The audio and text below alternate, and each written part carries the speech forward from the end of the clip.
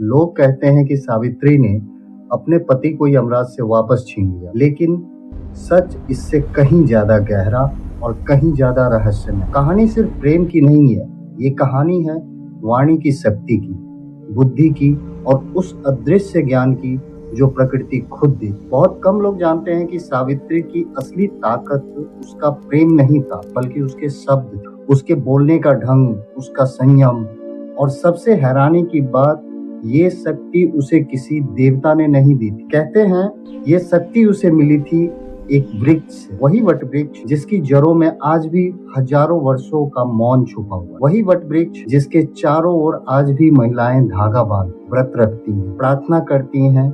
लेकिन सवाल ये है, क्या वो सिर्फ एक परंपरा निभा रही हैं या फिर अनजाने में उसी शक्ति को जगाने की कोशिश कर रही हैं जो कभी सावित्री को मिली थी। ये कहानी है सावित्री और सत्यवान की, लेकिन आज हम वही पुरानी कथा नहीं सुनेंगे। आज हम जानेंगे उस कहानी का वो हिस्सा जो अक्सर छुपा दिया जाए। राजकुमारी सावित्री बचपन से ही असाधारण थी। उसकी आंखों में एक अजीब सी स्थिरता थी, जैसे वो चीजों को सिर्फ देखती नहीं समझती भी थी। जब उसके विवाह की बात आई तो उसने खुद अपने जीवन साथी को चुना, सत्यवान। सत्यवान एक साधारण वनवासी राजकुमार था जो अपने अंधे पिता और वन में रहने वाले परिवार के साथ जीवन बिता रहा था। लेकिन जैसे ही ऋषियों को ये बात पता चली, उन्होंने चेतावनी दी।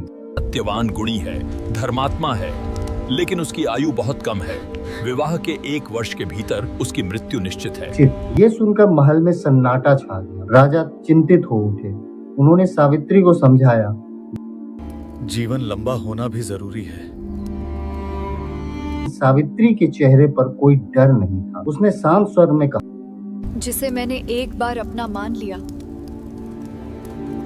उसे मैं बदल नहीं सकती। भाग्य से डरकर निर्णय लेना मेरे स्वभाव में नहीं है। विवाह के बाद सावित्री ने राजसी सुख छोड़ दी। वह वन में रहने लगी, सादगी में, सेवा में और एक गहरे संकल्प के साथ। दिन बीतते गए और जैसे जैसे वो निश्चित दिन करीब आने लगा, सावित्री ने एक विशेष व्रत शुरू किया। उपवास, ध्यान और मौन साधना। और फिर आया वो दिन जिस दिन समय खुद एक निर्णय लेने वाला। सुबह से ही सावित्री का मन असामान्य रूप से शांत था, जैसे उसे सब पता हो, लेकिन फिर भी वो विचलित न हो। सत्यवान जंगल में लकड़ी काटने गया और सावित्री भी उसके साथ चली गई। जंगल में हवा हल्की थी, पेड़ स्थिर थे, जैसे प्रकृति खुद सांस रोककर खड़ी हो। अचानक सत्यवान के हाथ से कुल्हाड़ी गिर गई। वो अपने सिर को पकड़कर जमीन पर बैठ गया। उसकी सांसें भारी होने लगी। सावित्री ने उसे अपनी गोद में लिया, उसकी आंखों में देखा और बिना घबराए बस शांत रही। और तभी वातावरण बदल गया। एक गहरी अदृश्य उपस्थिति, जैसे हवा भारी हो गई। यमराज प्रकट हुए, मृत्यु के देवता जो किसी के लिए नहीं रुके। उन्होंने सत्यवान की आत्मा को अपने पाश में बांधा और आगे बढ़ने। अब यहाँ कहानी एक नया मोड़ लेती। कहते हैं सावित्री ने तुरंत उनका पीछा नहीं किया। उसने पहले पास खड़े एक विशाल वट वृक्ष को देखा। उस वृक्ष की जड़ें धरती में गहराई तक फैली थी और उसकी शाखाएं आकाश को छू रही थी। सावित्री ने उसकी परिक्रमा की, उसे प्रणाम किया और उसी क्षण कुछ बदल गया। कोई प्रकाश नहीं, कोई आवाज नहीं, लेकिन उसके भीतर एक अजीब सी स्पष्टता आ गई, जैसे उसे समझ आ गया हो क्या बोलना है, कब बोलना है और कैसे बोलना। ये थी वाणी की शक्ति। अब सावित्री यमराज के पीछे चलने लगी। यमराज ने पीछे मुड़कर कहा, सावित्री अब लौट जाओ। ये प्रकृति का नियम है, जो चला जाता है वो वापस नहीं आता। सावित्री रुकी नहीं, उसने बहस नहीं की, उसने विनती नहीं की, उसने बस बात करनी शुरू की। ऐसी बातें जो सीधी थी लेकिन गहरी थी, सम्मान से भरी हुई लेकिन भीतर से अड़ी। उसके शब्दों में विरोध नहीं था, लेकिन उसमें एक ऐसा सत्य था जिसे नकारा नहीं जा सकता। यमराज पहली बार रुके। उन्होंने कहा, तुम्हारी वाणी में एक अद्भुत शक्ति है। हाँ? मांगो एक वरदान। सावित्री ने तुरंत अपने पति का जीवन नहीं मांगा। उसने मांगा, मेरे ससुर को उनकी खोई हुई दृष्टि वापस मिल जाए। यमराज ने वरदान दे दी। वो आगे बढ़े, लेकिन सावित्री फिर भी पीछे चलती रही। फिर दूसरा वरदान, मेरे ससुर का राज्य वापस मिल जाए।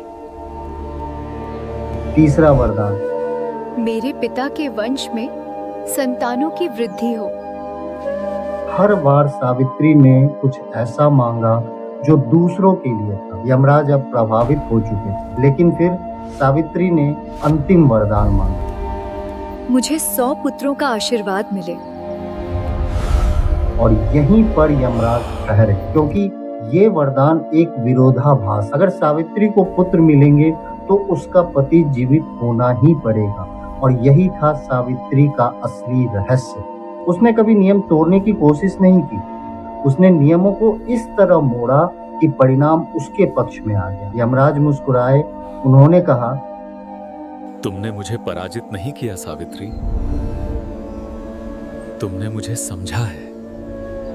और उसी क्षण सत्यवान को जीवन वापस मिला। जंगल फिर से सामान्य हो गया, हवाएं चलने लगी, समय फिर बहने लगा।